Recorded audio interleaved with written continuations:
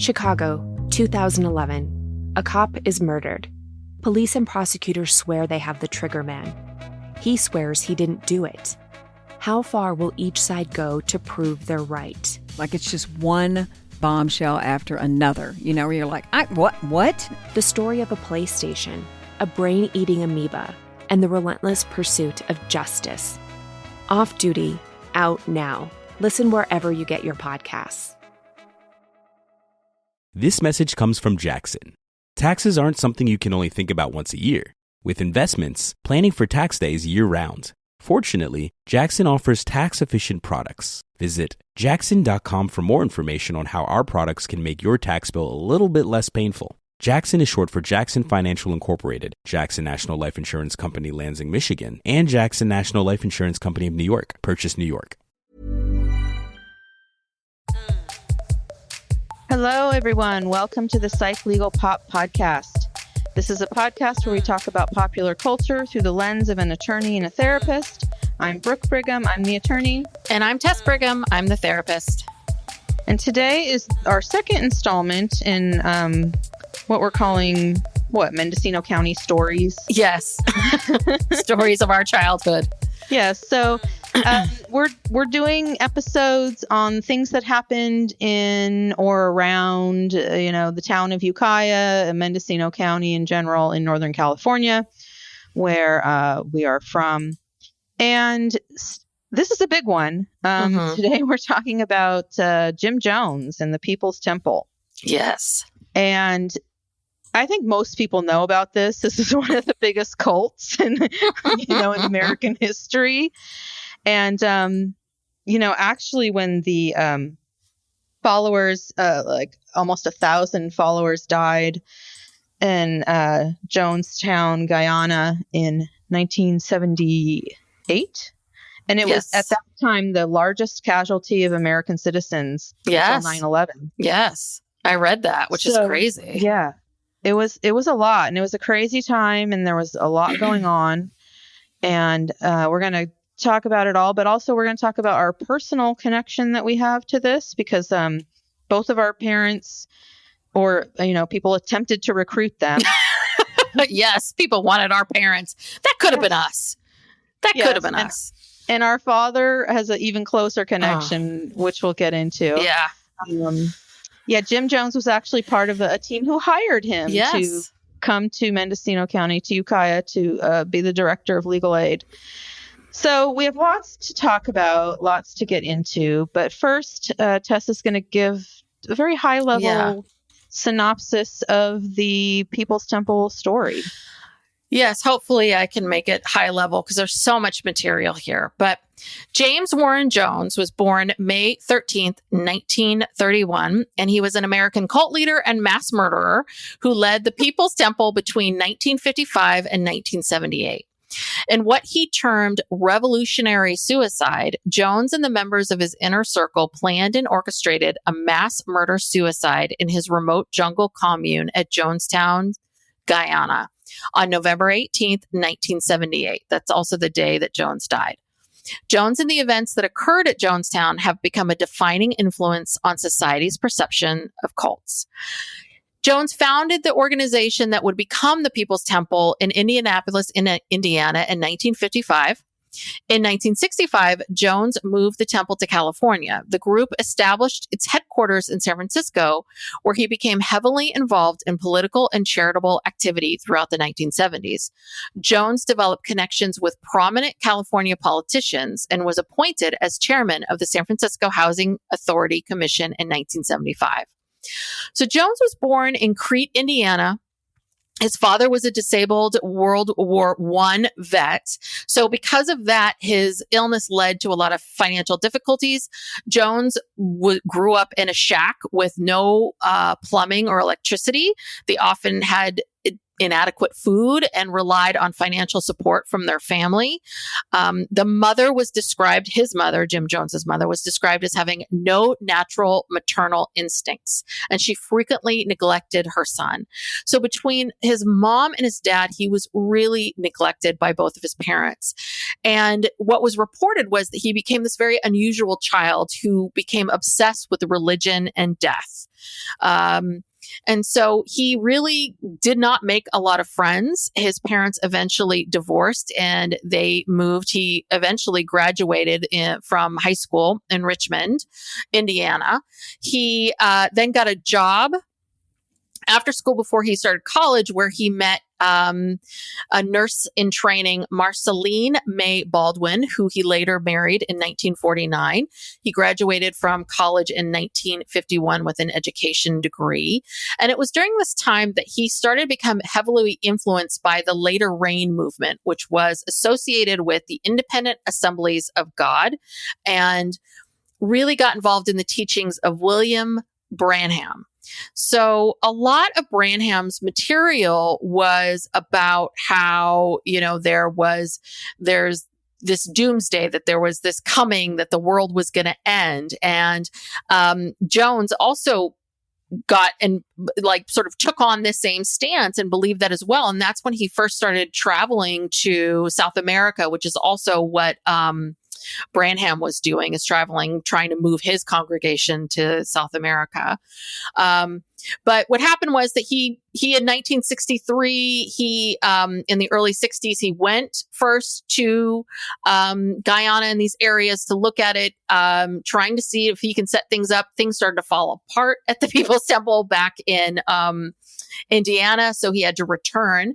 And so basically he told everyone, hey, we're going to be engulfed in a nuclear war on July 15th, 1967. So we need to move our temple to Northern California for safety. So they ended up moving to the Ukiah area, Redwood Valley, which is right outside of Ukiah. It's during this time that Jones becomes even more powerful. He begins to, becomes part of the politics of San Francisco. So he played an instrumental role. He and the People's Temple played an instrumental role in George Moscone being elected as mayor. There was also Assemblyman at the time, Willie Brown, who later became mayor of San Francisco, served as master of ceremonies at a big dinner that was attended by Governor Jerry Brown. And he was also connected to vice presidential candidate Walter Mondale and Rosalind Carter and Jimmy Carter, who all, once everything came out, they all distanced themselves. But it was also during this time that Jones began to receive negative press.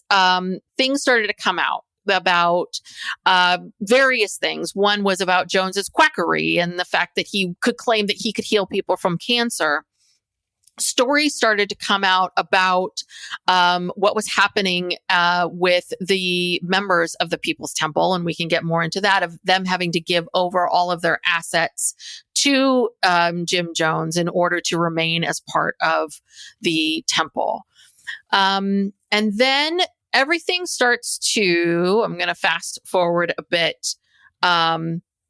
In 1978, they started moving more and more people over to Guyana. So the temple they were going to reform the People's Temple in Guyana. And in 1978, Congressman Leo Ryan led a fact-finding mission to Jonestown to investigate allegations of human rights abuses. So he flew in with his team, an NBC camera crew, and reporters from several newspapers. They arrived in Georgetown on November 15th. 2 days later, they traveled by plane to Jonestown. And at the time, one of the temple members slipped a note to an NBC reporter saying, "We want to go. We want to get out of here." So Ryan and the group took some supporters and Jim Jones let them go. And what happened was that on November 18th, they left in a hurry, Ryan and his delegation, the group members that wanted to leave the area and the reporters all left. And when they tried to board the plane, a group of militants of Jim Jones attacked the crew. And Ryan later died.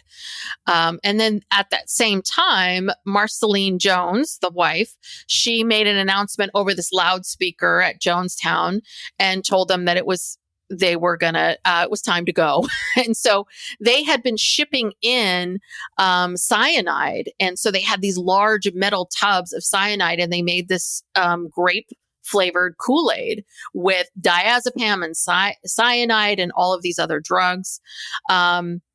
So that same day, basically, when Jones heard that the security guards failed to kill all of Ryan's party, Leo Ryan party, Jones concluded the escapees would soon inform the United States of the attack, and they would send the military to seize Jonestown. So Jones called the entire community and said, okay, well, we're going to commit revolutionary suicide. A drink mixture of Flavor Aid and cyanide was handed out to all the members of the community to drink. Those who refused to drink were injected with cyanide via syringe. So essentially there was this, either die by poison or death by a guard's hand. The mass murder suicide resulted in the deaths of 909 inhabitants of Jonestown, 267 of them children, mostly in and around the pavilion. And Brooks said that this was the biggest act of loss until 9/11. So the Guyani military arrived in Jonestown to find all of these dead. They found Jones himself dead at the center of the pavilion. He was resting on a pillow near his deck chair with a gunshot wound in his head. The official autopsy in December of 1978 confirmed that Jones' cause of death was suicide. So those are the broad strokes. And I even eliminated, I can't tell you how much stuff I eliminated. Yeah, the man did have quite a prolific life. Yes. He did a lot of, towards the end, a lot of bad things. I think, there were some good things about him, kind of, sort of, but I don't know, because, you on the outside, he was very much speaking out against racism and trying to make his church a integrated church. Mm-hmm. And, a lot of people from the LGBTQ community were welcomed in, but then you hear these stories of what was kind of happening behind the scenes. Mm-hmm. So for a long time, I feel like he was riding on some good press, and look, all these people, all these San Francisco mucky mucks think he's great. Yeah. And then you got, and the Carters and Walter Mondale. I mean, he bamboozled some people. Yeah. I mean, back in Indianapolis, one thing was that his father was in the KKK. And he fought with his father a lot over these civil rights issues. And so he was, I'm looking through my notes here, but it was said that he did a lot for, civil rights in the area in the Midwest in Indiana, because he was given these, roles where he really went in there and he started trying to change things. There was a story in there about how he got sick at one point. And so he was quote unquote accidentally though put into the black ward of the hospital, and he refused to leave. And, he apparently did a lot of things that a lot of people felt like he really was trying to change things. Now, at the same time, lest people think we're here defending him. Yeah, we're not defending him. At the same time, it was also revealed that he would target the Black communities and target them. So that's the thing, right? What was his true motivations for doing these things? Right. Because also, once you get into the cult, no matter what color you are, the same rules apply to everyone. Everyone has to give Jones their paycheck, turn over all their assets to him. because when they moved to Redwood Valley, it was a commune, and people were working on the commune and working, planting gardens and doing this, and they would work very hard, very long hours, and some of them had, in addition, jobs outside of that. Yes. That they would go to, and so all this. And then, so they would turn over everything and do all this in exchange for room and board. Yes, and probably spiritual teachings. Oh, yes. Yeah. I mean, all of that. There was some strange stuff with Jones's views about sexuality. This was in a documentary that I don't know if it was a A&E documentary or one of these documentaries I saw. Basically, they had these former members talking about how Jones believed that everyone in the world was gay except for him. Oh. Like all men were gay, all women were gay. He was not. And if people chose to have not, relationships that were not gay relationships, then they were just overcompensating. Oh. Interesting. And also in this same documentary, they have these men talking about how Jones would tell them, not to be too graphic here, but like he would say to them, when they joined the church, he'd say things like, well, if you ever want me to have sex with you, just let me know. Just FYI. FYI. I'll fit it in. If it's something you want to do. Yeah, my schedule here. Yeah. Yeah. So then there was reports of Jones sleeping with all of these women, and he had, children with all these different women who were in the church with. I don't know. So there was really crazy stuff going on behind the scenes. But he kept up for quite a while, like a fairly good reputation. In public. Yeah, I mean, reading about his early childhood, I mean, he has sort of the classic signs. He was killing animals very young. He was fascinated by death. He would do really disturbing things. Everybody, people, the sense that I get is like people felt sorry for him, but they were also kind of afraid of him. Yeah. And then, I would love to have known more about his wife. Like what was going on with her? Or what was she thinking about all of this stuff? Because she was like second in command. She was running things in Jonestown. Like, because he started to, apparently when he came to California, he really started to use drugs, like heavy duty, and mainly like barbiturates. And he was, heavily addicted to heroin, or what was it? He was addicted to phenobarbital at the end of his life. So when he died, they found a very high amount of it in his system. So he started using drugs and and then that made him even more paranoid and suspicious of people. And yeah, it was interesting because one of the things that they said was that, when they got up to Ukiah, I think he also realized like, oh gosh, it's kind of limited here. Like I don't have a lot of people to recruit from because this isn't a huge city. So that's when I guess he moved to Northern California, got himself established, it sounds like, in Ukiah, Redwood Valley, and then came down to San Francisco and started becoming established there. Like, okay, we need to put our headquarters here in San Francisco because this is where everybody is. And then there were other branches all over the place. Yeah. So the 1965 moved to California. I think that's when they moved, initially to Ukiah. I don't know what year they moved the headquarters, but anyway, yeah, you're right, because there's only so many people up there you can recruit. And so our dad said he knew that Jim Jones was full of shit the first time he met him. But like I said, Jim Jones was on the board of directors for the Mendocino County Legal Aid Foundation because, he was, trying to be a do-gooder, or at least look like he was a do-gooder. And so the board of the Legal Aid Foundation, they hired our dad to be the director. And so our dad had to go to board meetings with him and had contact, but he did not work there for very long. Yeah. He said, what, 15 months? Yeah. Yeah. 15 months. But yeah, he said that, Jim Jones always acted very self-important, and, he could tell he was full of shit. And there was some other guy on the board who was part of the People's Temple who, asked him to come to a service, at the church. Mm-hmm. Was that the Stowen guy? No. Okay. Tim Stowen's a whole other separate story. Yeah. But yeah, we'll keep going. Yeah.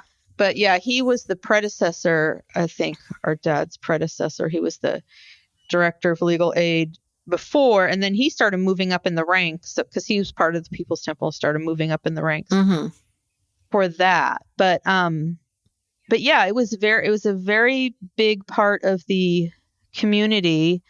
And so our family moved there in like 1971, kind of towards the end of the time. Because I think by 72 or 73, somewhere around there, I think he may have, been out of there. No. Keep going. Let me look it up. So anyway, there's so much here. I'm not quite sure where to go next, but, let's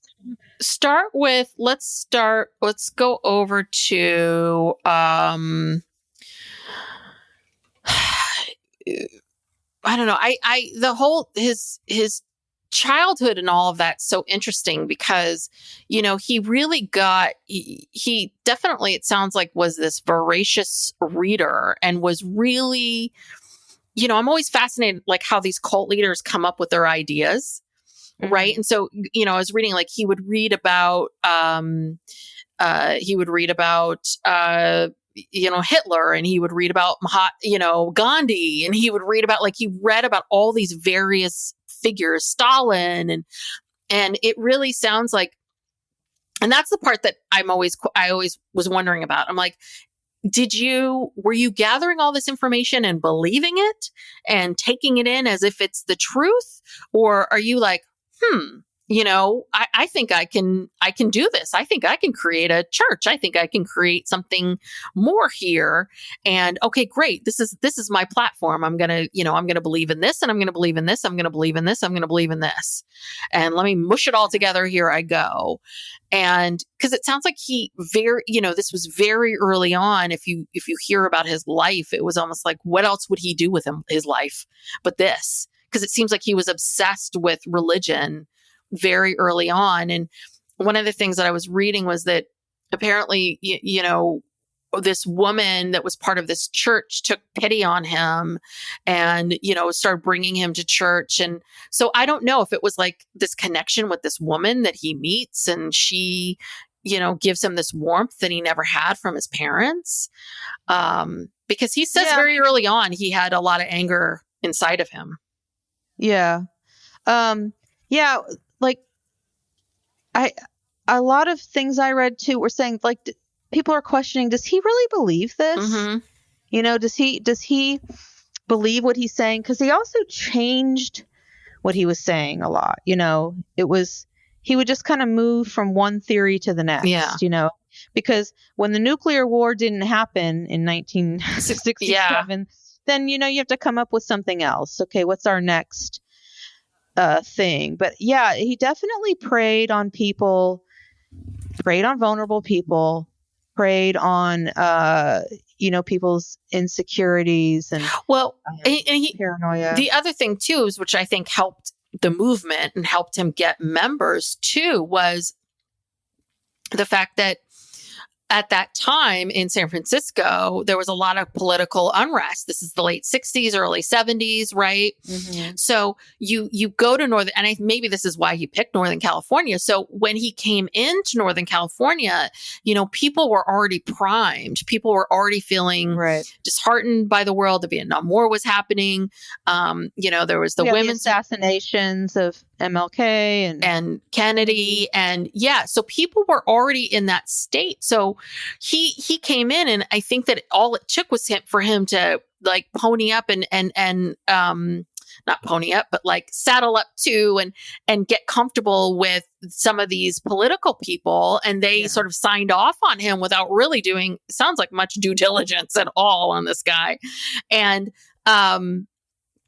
basically, you know, he was able to appeal to these people who were already feeling like the world isn't working. You know, this isn't, you know, I don't like this. And to convince them like, yeah, come, your life will be so much better. Come with me. Come up to this golden place we call Mendocino County. And, you know, I'll show you Redwood Valley and here you go. And that also, I think, helped him. The timing of things helped him tremendously. Right. And he must have been very charming to charm all these people. Yeah. He charmed all these San Francisco people. And Harvey Milk, he says Harvey Milk Harvey Milk was the first openly gay politician, I don't know, in California, probably in the country. Mm-hmm. He was on the San Francisco Board of Supervisors. And he went up to Ukiah, spoke to at the temple with some during a political rally, and afterwards wrote to Jones and said, "Reverend Jim, it may take me many a day to come back down from the high that I reached today. I found something dear today. I found a sense of being that makes up for all the hours and energy placed in a fight. I found what you wanted me to find. I shall be back, for I can never leave." It's like, what? Uh-huh. After one afternoon and you come to Ukiah? It must have been good. It must have been a good sermon. Yeah. Must have been great. Yeah. No, he really knew how to work it and charm people. Yeah. And he really kept that going for quite a long time. But I guess I wonder how that happened, because he was everybody in the neighborhood found him, like, growing up, he was really kind of creepy. Like, he had no social skills. People were kind of grossed out by him. So, you know, or almost like worried about him. And so where did you become, or did you, that's why I just feel like I get the sense that he really had this, like we've talked about this before with serial killers, right? They always have weird relationships with their mothers. Mm-hmm. And he has that classic story of this absent father who couldn't really be a protector, to a mom that treated him poorly. It sounds like really not very nice, cold and mean. And he already had this instinct of wanting to hurt things and hurt people and all of this anger. I wonder, like, what those years of high school and college and meeting your now wife, like, did you just sort of figure out, or did you start to study some of these preachers? Mm-hmm. I mean, he must have seen these preachers as being like, this is my way. I can finally feel special and important. And right. You get adoration and attention and all the stuff that he never had. So from his parents. Yeah. And wanting a family, right? Because a lot of his biographers theorize that that's why he created this, was that he always wanted a family, and that this was his way of being in this family, but it's a real effed up family. Yeah. Real effed up. Yeah. So, reports of, abuses in the church, started to come out. He established what he called a planning commission, made up of his lieutenants, to direct the People's Temple's communal lifestyle. And through that planning commission, he started controlling all aspects of the lives of his followers. Like I said, members of the temple had to turn over all their assets to the church in exchange for free room and board. Members that worked outside of the temple turned over their income to be used for the benefit of the community. So here's where the real controlling cult stuff starts coming in. We got these, get people in, classic, this is how it works. But then there started to be some cracks. So what year is this? So one of the main characters, and one of the people who really led to, I don't want to say that like this is his fault, but like his actions kind of led to what the ultimate conclusion what happened in Guyana. So there was this lawyer named Tim Stone. I don't know if it's Stone or Stowen, but he was one of Jim Jones's lieutenants, basically. Mm-hmm. He was the guy who worked at Legal Aid. And I have to say, Dad had a lot of interactions with this guy. A lot, didn't he? I felt like Dad knew him a lot better than he knew Jim Jones, for sure.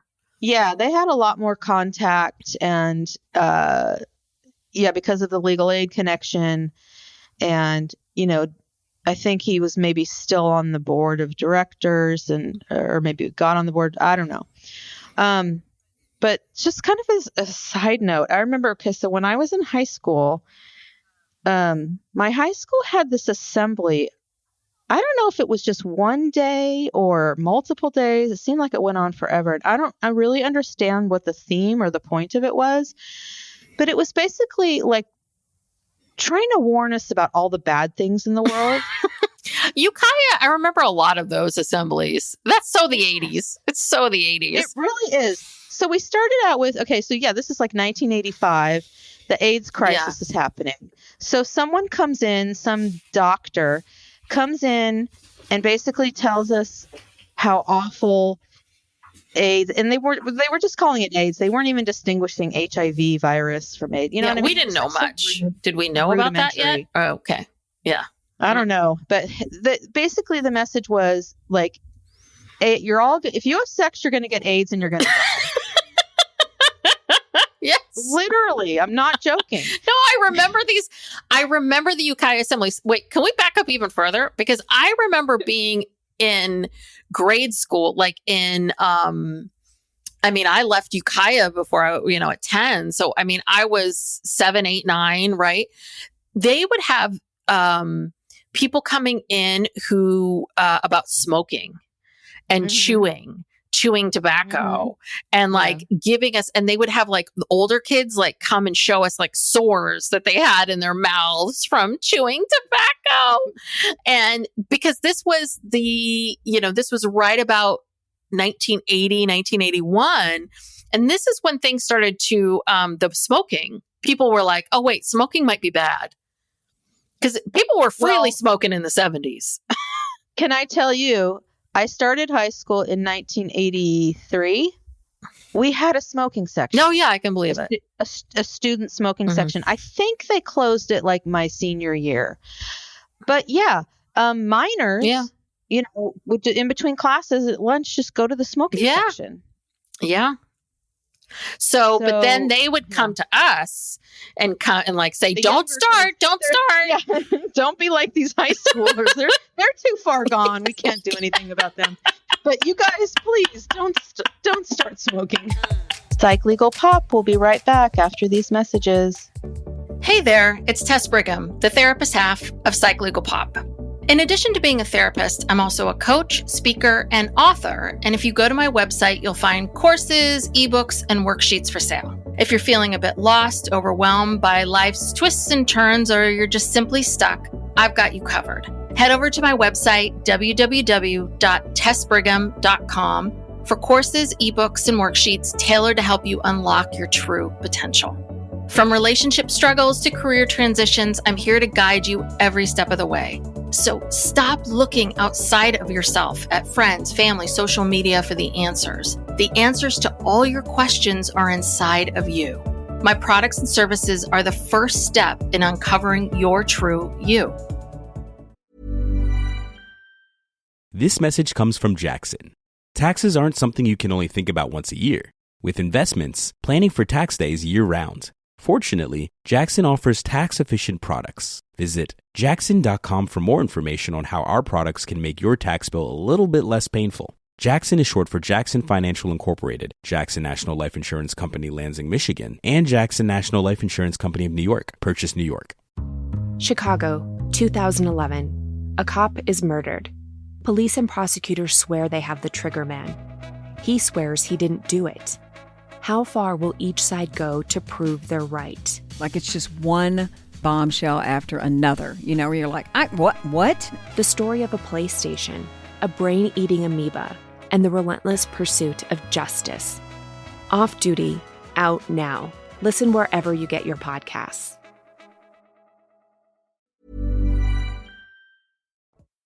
But I remember going to you and telling you these stories, and you and all your friends were like, "Oh, that's ridiculous. That's not going to happen that quickly." You guys were like, why are they trying to scare you? Like being all cool, like, you can still smoke. You'll be fine.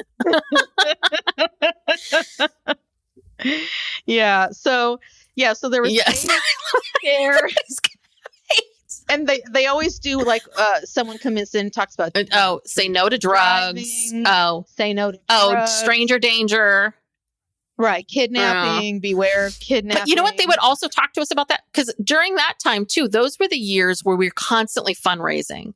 Remember selling candy, selling wrapping paper, I know kids still have to do this today, but like back then, I remember pounding the pavement, like always like neighbor to neighbor to neighbor. And that was a big thing. The big stranger danger was like, yeah, when you're trying to sell your candy to make money for this school, make sure don't go into anyone's house. Don't go inside. Don't go inside. Get the money outside on the porch, little girl.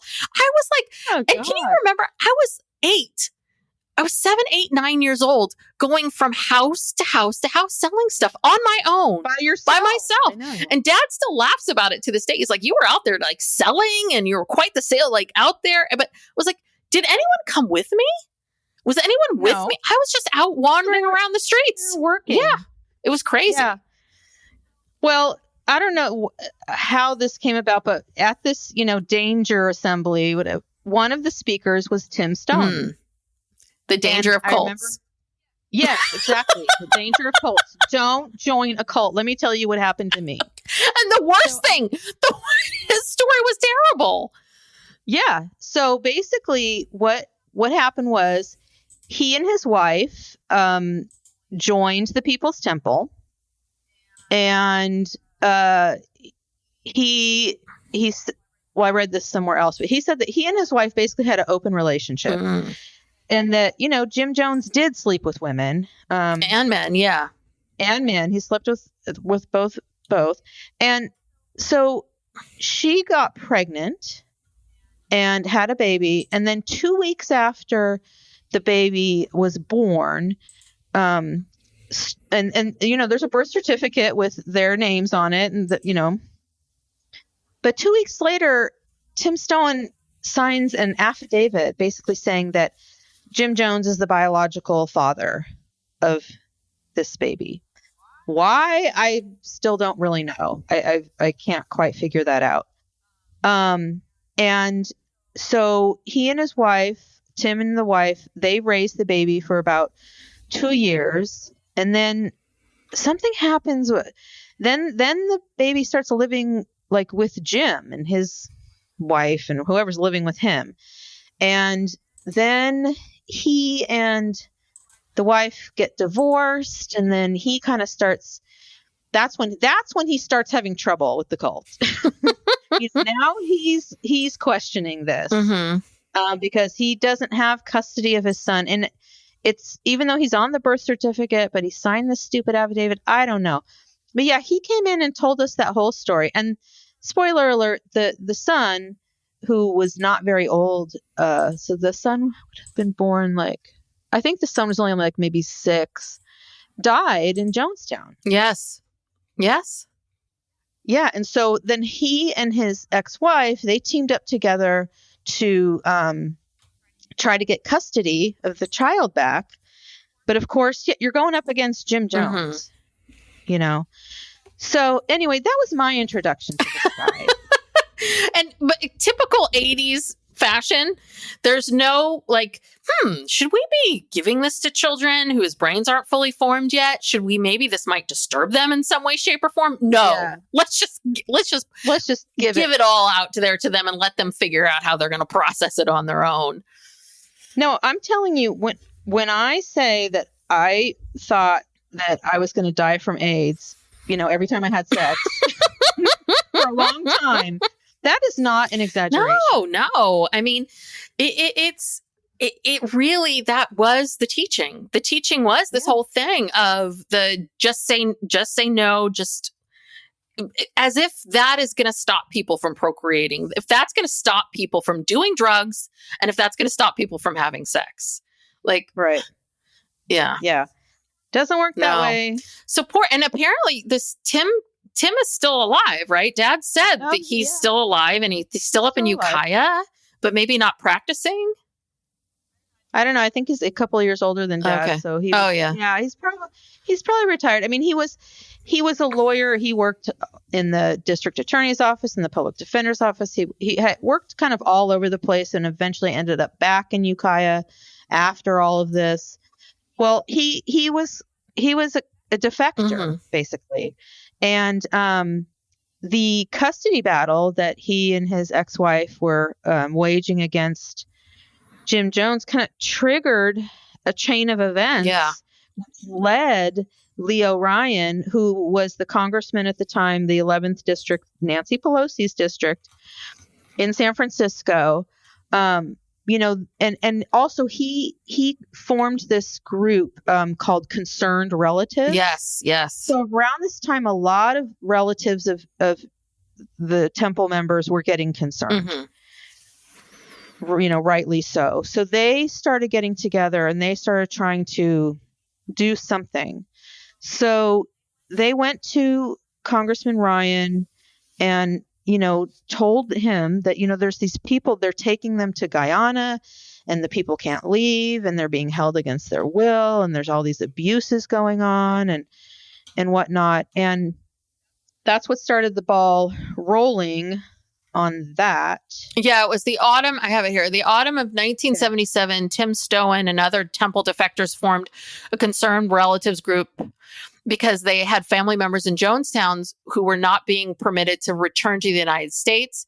Stowen traveled to Washington, D.C. in January of 1978 to visit the State Department officials and members of Congress. He wrote a white paper detailing his grievances against Jones and the temple and his attempt to recover his son.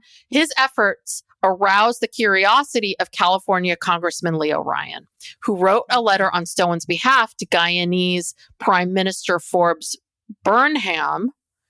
The concerned relatives began a legal battle with the temple over the custody of Stowen's son. So it was also this paranoia, right? So because all of this was happening and Jones knew Stowen was coming for him and like, oh my God, now you're going to Washington, D.C. Now you're getting political figures. That's when this paranoia started to really get worse and worse. And he's obviously still using drugs.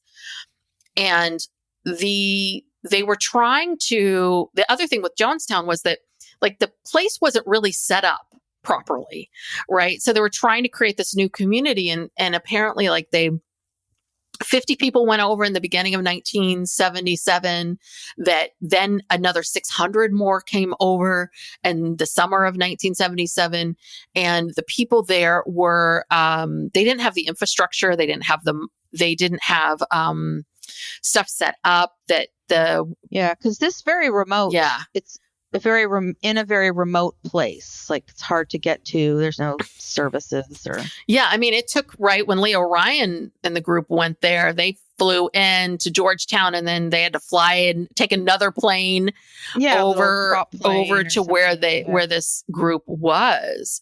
So, and apparently the people, they were working all day long, being fed very little and all of this and not being able to sleep. And a lot of this, Jones knew what he was doing. He wanted to keep them let's not feed them so that they're weak. Let's keep them sleep deprived so they can't make decisions. Everyone was in this weakened state while at the same time, Jim Jones was eating anything he wanted and getting all the drugs he wanted and all that other kind of stuff. So there was tons of money. I mean, he had something like $20 million there. Wow. I think by today's standards, 20 million. I have to look at the numbers, but yeah. Well, so Stowen actually got in 1977, he got an order from a San Francisco court granting custody of the boy, his name is John, to his mother, Grace. The court order meant that Jones could not return to the U.S. without facing contempt proceedings for failing to turn over the child. It also meant Jones could never let the child leave Jonestown. In January 1978, Stone traveled to Georgetown in an unsuccessful bid to take custody of the child. While at the airport, 3 Temple members surrounded Stone and threatened his life unless he dropped his legal action. Although Stone wanted to travel to Jonestown to retrieve John, he thought, if I went back, I thought I would probably be a corpse within 30 days. Wow. So then that's when he returned. He went to Washington, D.C., visited with 9 members of Congress, including Leo Ryan. And the Temple sent members to visit 8 of the 9 congressmen in order to discredit Stone. And at the end of January 1978, Stone and fellow concerned relative Stephen Katsaris met with the State Department officials, insisting that Jones' mental condition was deteriorating and that he was suffering from paranoid megalomania. Stone urged that the State Department move Guyana to speedily enforce the custody order that the Stones had won. So the pressure is coming down. So let's see, when did they actually leave? Okay, so the final trip.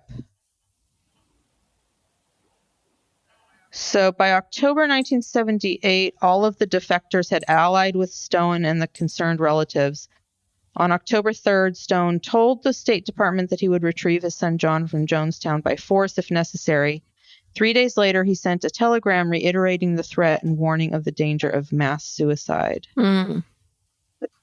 As pressure grew, the Temple learned that Stone would accompany an investigatory trip by Representative Ryan to Guyana. On November 15th, both Grace and Tim Stone traveled with the Ryan delegation to Georgetown.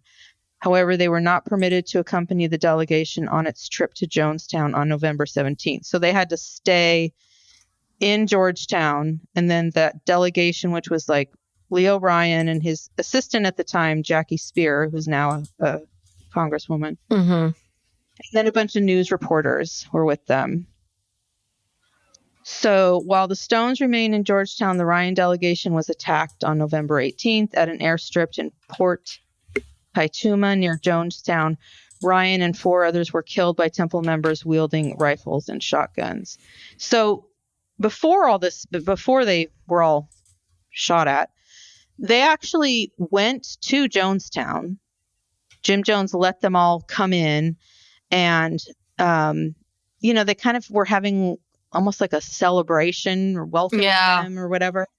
And Ryan, made a speech, and, he's saying something like, well, I'm here to just kind of see what's happening. And I don't know, hopefully we can work together, whatever. And that's when the people started passing notes. That's when that happened. Okay. Yeah, that's when that happened. That's when people started passing notes to the people on the delegation, the reporters, whoever was there, saying, we want to leave. We want to get out of here. Interestingly, 3 of Jones' older sons weren't there that day for some reason. There's a Jonestown basketball team. That was the most bizarre part. So the Jonestown basketball team was gone. Yeah, they were spared because there was a tournament. But I'm like, where? Who are you playing against? Another cult group? Who are you playing? Do you know what I mean? Other cults in the area? Yeah. Yeah. Yeah. No. Very weird. So okay, so the congressional delegation leaves. I don't know. I'm not sure of the timing of all this, but it's kind of all happening at the same time. The delegation leaves, and Jim Jones, they're like in one car or whatever. Jim Jones tells his troops, his people with guns, whatever you want to call them, his guards, he basically instructs them, go kill all these people before they get on the plane. And so they all load up in a big truck with guns, and so this plane is just on this airstrip, and on the other side of the airstrip is just all jungle. And so they're getting on the plane and they ambush them and they park their truck so that it's like on the other side of the plane, so they can't run away. They can't run into the jungle. Although a couple people did escape. Yes. Because only 5 people died. So not everybody, Leo, right? Not everyone that was part of that group died. No. Was it 5 or was it 4? Oh, I thought it was 4 plus Ryan. 4 plus Ryan. I don't know. Can't remember now. Terrible memory. So a couple people managed to escape into the jungle, but for the most part, like if you were going to run for the jungle, you're going to have to run past this truck with all these men shooting. And so they're shooting at them, and some other people are exchanging fire. And Jackie Spears like hiding under the wheel well of the airplane, and she said she basically played dead, but someone walked up to her and shot her anyway. Wow. A couple times, and she survived all that. Wow. Yeah, she survived. But yeah, I think it was Ryan, and then I think 3 news reporters who died. And so then at the same time, Jim Jones is telling everybody back in Jonestown, well, it's over, like you said, it's only a matter of time.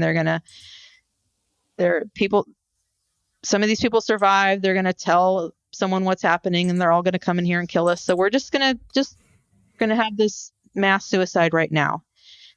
And he tape recorded the whole thing.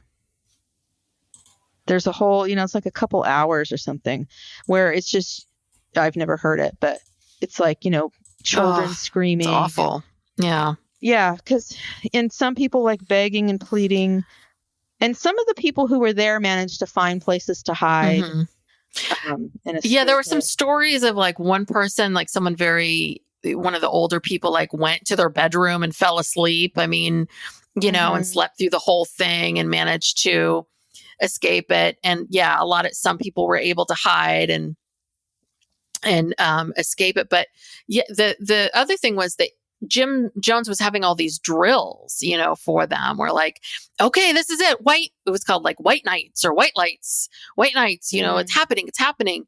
And so there was talk of some people wondering, oh, is this a fake? Right? Are we just, because there was all this prep real? For, okay, when it's time for us all to kill ourselves, right? Like we're all going to get this drink, right? And we're all going to drink it. And it had been these drills up till now. So no one knew if it was real or not. And so, obviously, right, this phrase, drink the Kool-Aid, is from Jim Jones in this situation, this mass. And I don't know enough about Waco and is it David Koresh, but he must have taken a lot of his beliefs from Jim Jones, right? Because it's essentially the same thing that happened. No. Well, am I getting that confused with something else? In terms of what his cult espoused, I think it was somewhat different. He was more of like one of those, the people who like, the federal government is trying to kill us, and different philosophies. But I mean, all cult leaders have these things in common, of how they operate. But I was going to say that in this tape, the audio tape that they have of this whole thing, Jones is going on and on about Tim Stone. Like he's blaming this all on Tim Stone. He's saying, if some people here are prepared and know how to do that, to go into town and get Tim Stone, but there's no plane, you can't, he's kind of like out of it.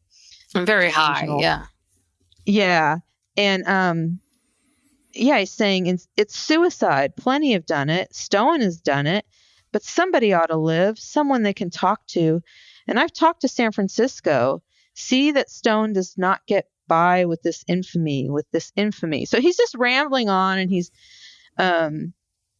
keeps bringing up Tim Stone. And I mean, he's not wrong. He did bring him down. Yeah. Really. because something would have eventually brought him down. He couldn't have gone on like this forever, but yeah. There was also, the reports of abuse had been there for a long time, of not only the financial abuse, but of, this having sex with men and women. I don't think everybody consented, and that there was abuse of children. There was, the human rights violations was the fact that, these people were being working 12, 13, 14 hours a day and not being fed anything. And obviously not, and then not being able to leave is a big one. Yeah. That is a big one. So, Jones had a lot of these, he was a trendsetter in some ways. And in the other ways, he was just like any other cult leader, any other person that came along. But definitely from hearing Jones's childhood, he was going to do something like this. Not necessarily this, but his life was not ever going to be on a great trajectory. That's that whole, because I think that there was something off very, very, very early on. And I do wonder, that again, comes back to this nature versus nurture. Was it the neglect and, not having parents that cared about you or cared about your well-being, or was it, something that you were born with? Because it seemed like it was this perfect storm of both together that created him. Yeah, I wonder how his siblings fared in life. Well, and that's the thing. I was reading stuff and did he have, I didn't hear anything about siblings. I thought I read that he had siblings, because he would talk, there was something about how they were so poor that sometimes he and his siblings didn't have clothes. Like they were literally walking around town with no clothes on, and people would have to bring them in and give them clothes. And, it was only by the kindness of strangers that these kids survived. I don't know what their mother was doing. It's one thing to be like, yeah, I'm not really very maternal, but what in the hell was she doing? Yeah. Well, her kids are I don't know. I'm not seeing siblings, but found this giant family tree for Jim Jones. Jim Jones himself had a lot of children. So some were adopted, some not so much. I'm not seeing. Well, yeah, there was another thing. He and his wife, they began adopting interracial, children. I think he and his wife had the first interracial adoption. Yes, Indiana. They were the first white family to adopt a black child in Indiana. Yeah. He adopted, I think he had a few kids from Korea. He adopted another child who I think was part Cherokee. Jim Jones also claimed to be part Cherokee, which no one's ever been able to corroborate that. What else? But I'm trying to remember some of the things that Dad told us about how, I guess, Dad thought he was full of shit from the beginning, that Dad's secretary, I guess, at the, she was part of the People's Temple, and he didn't realize that. And I guess he made some comments about Jim Jones in the temple in front of her many times. Yeah, he's lucky he didn't get whacked for that. So, and that Jones, they would have these board meetings right there in downtown downtown Ukiah. And apparently Jones would sometimes come, sometimes he would come, sometimes he wouldn't come, but that he would have to leave many times to take phone calls in the other room. Which makes no sense because, this was before cell phones and all of that. So you had to have someone call a landline and then have that person, have you. So you can tell right then and there that Jones needed people to know that he was special and important. If you're orchestrating someone to call you during a meeting so that you then have to get up and leave the meeting. Yeah, no, he was we've only scratched the surface here. He was really something, and really changed changed the history of that area. It wasn't No. good for Didn't make the that area look good. No. population. No, and it hurt a lot of people. Ruined a lot of people's lives, and Yeah. Yeah. And then Mom told me that I guess I don't know, but I guess everyone gets recruited in some way, shape, or form, right? I mean, that she was trying to get Probably. recruited, that she never really had too many interactions with Jim Jones, but that someone like Tim Stowen, I think, approached her or wrote her a letter and tried to get her involved, tried to get her, to join. So there was like active, I can't imagine living there with all this active recruitment of having to like, oh my God, these people keep trying to recruit me. Yeah. That would have been, I mean, I guess you didn't know how scary it was, but that's frightening to think about. It's just frightening to think about if our parents had been, I don't know, feeling a little low, despondent in their lives, or dad decided, you know what I mean? If they were different people, we could have very easily ended up there. Yeah. I mean, anyone who was around there who was vulnerable and susceptible. But we luckily have a father who thinks everyone's full of shit. So he's very anti-establishment, anything. And anti-religion, and religion. He doesn't believe in God, and he doesn't want to hear anything. So Jim Jones was never going to recruit him. Wrong audience. But so thank God. Thanks. Yes. Or there is no God. That's right. Thank you that our father thinks everyone is full of shit all the time and doesn't want to join. He's not a joiner, I should say. He's not a group joiner. So hence why we're here. Yeah. Okay. Well, yeah, I don't know. It's true. It's hard. There's so much, but yeah, he very much, I mean, when you think about the mass suicides and drinking the Kool-Aid and how much he has impacted, our culture and how we see cults and how we see these religious sects. And you're absolutely right, which unfortunately, I mean, Mendocino County is a beautiful place, and he really did taint it because. Yeah. Well, and also when they refer to it as a mass suicide, what, from some things I've seen is that, they were people who weren't being compliant, because a lot of people were resisting. That's what I was saying, that they were shot. They would just shoot them. So either you take the meds, you get shot, or you were injected with the cyanide, or you're shot. Yeah, and that when you see scenes from that, you just see all these bodies piled up on top of one another, and I always looked at that and thought, well, how did this work? But no, it was because they were shooting people and stacking up the bodies. Because if everyone had just independently committed suicide, there'd be one person here, one person here. It wouldn't be stacked up. So I would imagine that the majority of those people, didn't do this voluntarily. And it's just a total I get the sense that by the time people got to Guyana, that they were so, I don't know, I wonder how much people were invested or just trying to make it hour by hour, that. Yeah, they were probably terrified. I mean, things were just probably getting, it was not the utopia. Yes, that he promised. And things are getting worse. And now all of a sudden, all this stuff is happening, and it's very frightening. Yeah. But you had said, did you say this before we started recording, that the majority of the people that died were Black women?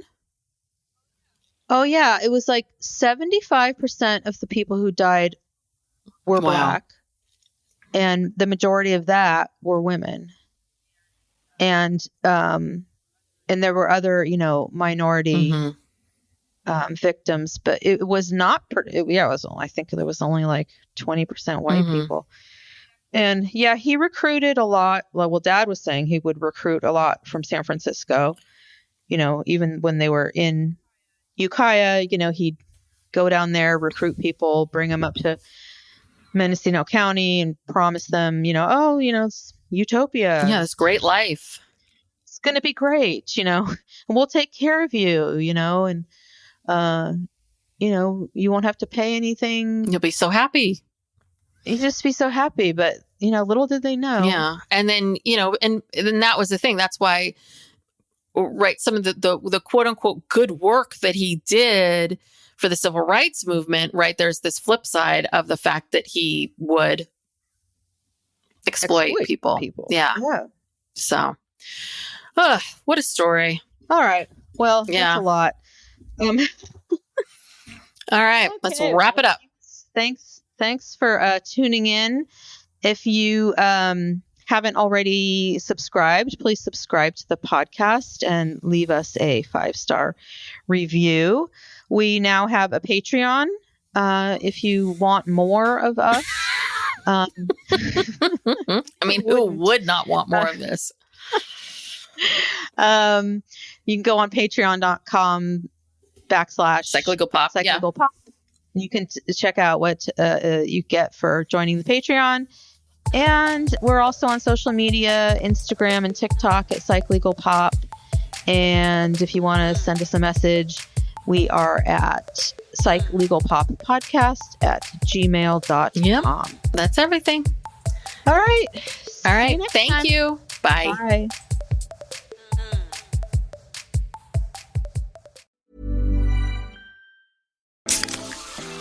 Pepsi Prebiotic Cola in original and cherry vanilla. That Pepsi taste you love with no artificial sweeteners, only 30 calories, just 5 grams of sugar, and 3 grams of prebiotic fiber. That great Pepsi taste with even more to love. Pepsi Prebiotic Cola. Unbelievably Pepsi.